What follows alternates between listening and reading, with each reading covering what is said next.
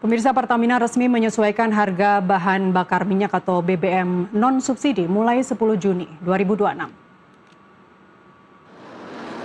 Di wilayah Jakarta dan sekitarnya, harga Pertamax naik Rp3.950 per liter menjadi Rp16.250 per liter. Padahal harga Pertamax naik di awal Juni lalu. Kenaikan harga BBM dipicu lonjakan harga minyak dunia akibat konflik Israel dan Iran. Jenis BBM yang juga naik harganya adalah Pertamax Green 95 dari harga Rp12.900.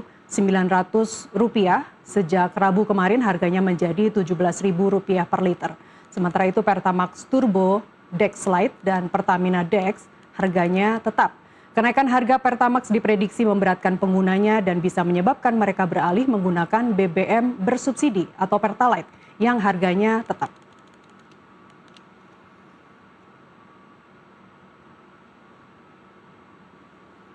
Harga Pertamax naik cukup tinggi, jadi Rp16.250 per liter. Kebijakan yang diumumkan mendadak menyebabkan konsumen terkejut. Di sejumlah daerah kenaikan bahkan menyebabkan banyak yang beralih ke Pertalite yang dijual Rp10.000 per liter karena disubsidi oleh negara. Apa yang menyebabkan harga Pertamax naik? Apakah murni imbas pelemahan kurs rupiah dan gejolak harga minyak dunia? Dan bagaimana dampaknya terhadap daya beli kelas menengah? Kita bahas bersama para narasumber sore ini yang sudah tersambung melalui Zoom. Ada ekonom dari Center of Reform of Economics atau KOR Indonesia, Dipo Satria Ramli.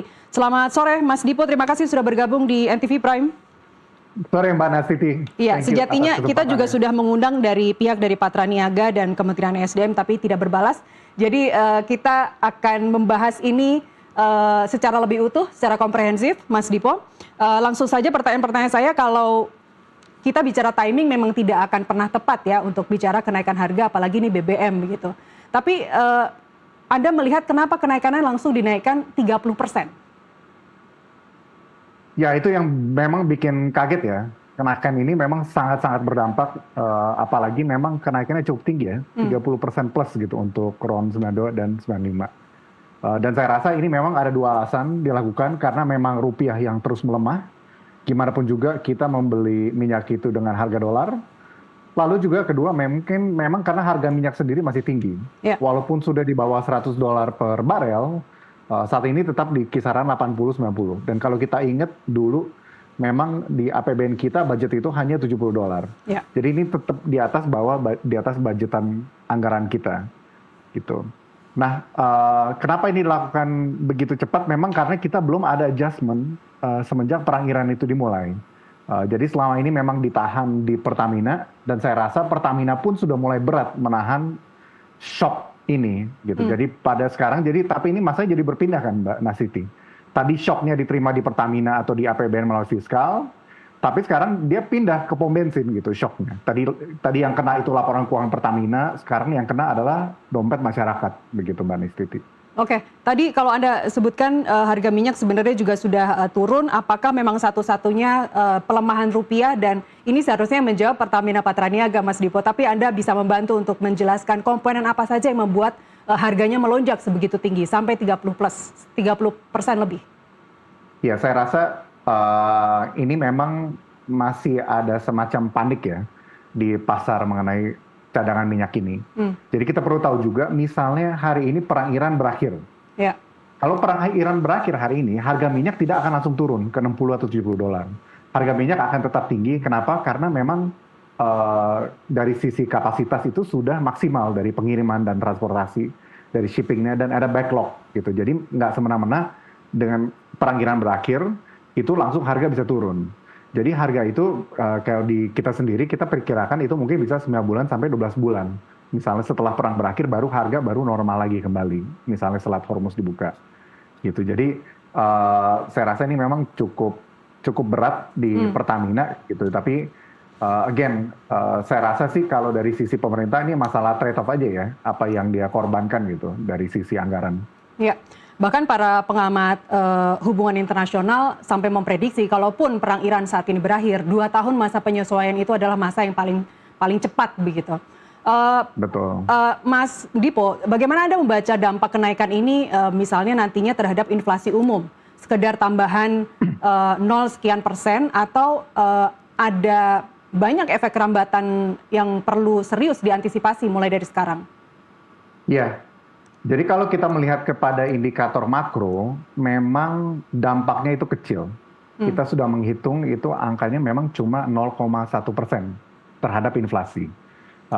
Month-on-month ya, jadi per bulan itu dampaknya hanya 0,1%. Tetapi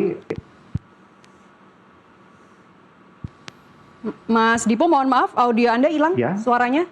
Boleh diulang? oh ya, jadi kalau dari kita masalah itu kenaikan harga Pertamax ini kita sudah menghitung di Core Indonesia, Ya. harga itu memang akan berdampak sekitar 0,1% terhadap inflasi. Memang dampak terhadap indikator makronya itu tidak terlalu besar. Kenapa? Karena penggunaan BBM non subsidi itu 27% dan BBM subsidi Pertalite dan solar itu 73%. Nah, tetapi kita harus ingat juga, walaupun hanya 0,1%, itu kan angka makro ya, Mbak Nastiti. Ya. Itu bukan angka dompet masyarakat. Justru yang paling berbahaya adalah dampak ke dompet masyarakat. Ya. Gitu. Jadi pemerintah terkadang suka bilang APB aman, aman, aman.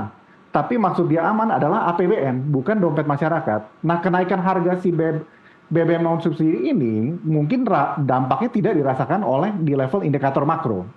Tetapi akan sangat dirasakan oleh kelas menengah, terutama pada dompet-dompet mereka ya, terutama karena banyak hal yang sudah menimpa lah kelas menengah ini kan. Selain tadi ya rupiah yang melemah, lalu juga ada inflasi dari luar negeri, terus terakhir ada suku bunga dari Bank Indonesia naik, ya kan, artinya cicilan juga akan naik gitu. Plus ditambah si Pertamax yang 30% ini. Jadi terasa ini akan sangat-sangat memberatkan daya beli kelas menengah.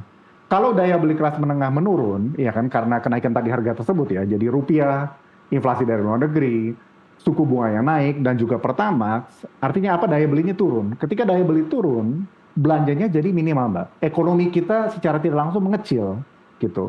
Sedangkan si kelas menengah ini memang adalah roda penggerak motor ekonomi kita.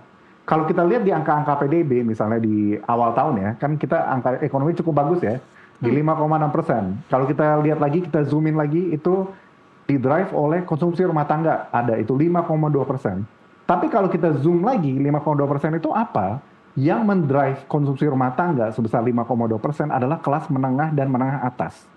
Ya kan, bukan kelas menengah bawah gitu. Nah, sedangkan banyak masyarakat kita, definisi kelas menengah ini sedikit rancu, Mbak Nesiti. Jadi dia tidak miskin sampai harus ngemis-ngemis makanan, tetapi dia juga tidak sangat kaya sampai bisa punya mobil kedua, motor kedua, atau rumah kedua gitu. Jadi mereka pun sebenarnya mepet buat cicilan anak dan segala. Saya rasa di studio Nusantara TV pun banyak yang sebenarnya kategori kelas menengah. Nah, kelas menengah ini memang selalu terlupakan.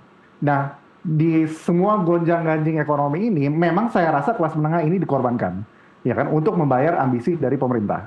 Ya, jadi dari pemerintah dia tidak mau mengurangi tekanan fiskal yang lain, ya kan, dia tidak mau mengurangi misalnya program-program prioritas seperti MBG dan Kopdes dan lain-lain, tetapi akhirnya dia yang korbankan adalah si Pertamax ini, gitu. Dan saya rasa ini sangat-sangat memprihatinkan ya, terutama karena menurut saya pemerintah saat ini saya rasa kurang berempati dengan masalah yang dihadapi kelas menengah kita ini, gitu. Karena gimana pun juga harga-harga sudah naik, Mbak Nastiti. Betul. Kalau kita mungkin yang aman itu mungkin plastik itu sudah naik, harga kedelai itu banyak pengusaha tahu tempe dia gulung tikar di Banyuwangi. Lalu kita lihat juga sekarang harga oli, harga suku cadang itu sudah naik, ya kan? Dan kenaikan itu kemungkinan besar akan tetap datang gitu beberapa bulan ke depan. Kenapa? Karena di data April BPS itu harga konsumen cuma naik 2,4%, sedangkan harga konsumen naiknya 3,8%. Ya kan, seharusnya harga konsumen itu di atas produsen. Kenapa? Karena untuk profit kan. Nah, kalau artinya apa? Artinya akan ada penyesuaian harga untuk barang-barang lain gitu. Barang apa sih yang akan terdampak? Ya semua barang-barang yang memang kita import. Itu yang paling besar gitu. Nah, si kelas menengah ini benar-benar tertekan berbagai macam masalah saya rasa. Jadi ini sangat-sangat disayangkan pemerintah melakukan ini. Dan saya sangat-sangat menganalisa gitu, mengkhawatirkan. Saya rasa empatinya itu kurang ya ketika harga dinaikkan malam-malam ketika orang tidur. Lalu kedua tadi ya, yang tadi kenapa harganya tuh naiknya terlalu tinggi. Saya rasa buat siapapun kenaikan harga 30% itu sangat-sangat tinggi.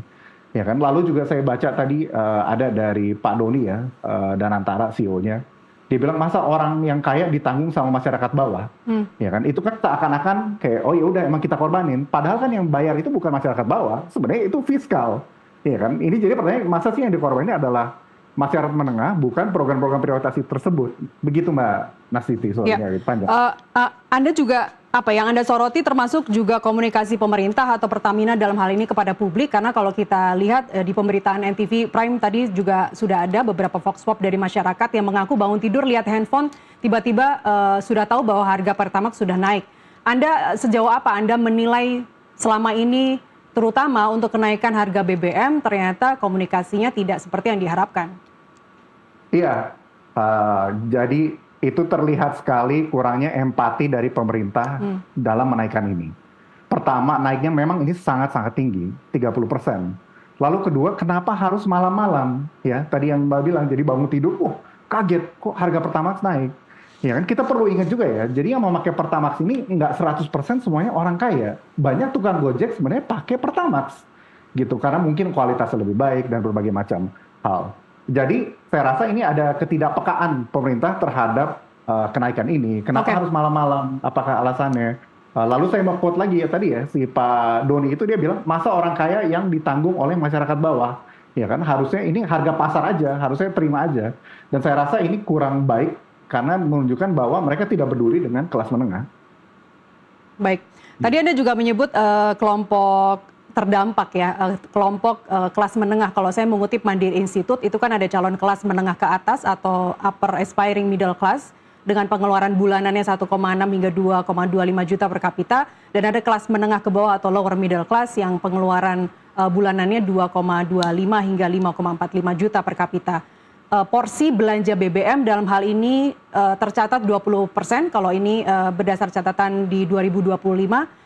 BBM tercatat 20% dari total konsumsi di luar makanan, disusul konsumsi rumah dan pemeliharaan 13%. Tadi Anda sudah mengatakan bahwa empati pemerintah di sini sangat disayangkan, sepertinya tidak ada dan semua yang menanggung seolah-olah seperti kelas menengah yang kalau bicara aspiring middle class atau lower middle class itu kan sebenarnya orang yang belum siap untuk naik levelnya dan belum siap untuk, tidak bisa dikatakan miskin juga gitu. Langkah berikutnya, Mas Dipo, apa yang seharusnya dilakukan oleh para kelas menengah ini untuk mengatur bulanannya agar bisa semua biar bisa mengatur pengeluaran bulanannya. Tapi jawabannya ditunda dulu, Mas Dipo, kita harus break azan maghrib terlebih dulu. Pemirsa tetaplah bersama kami kembali saat lagi.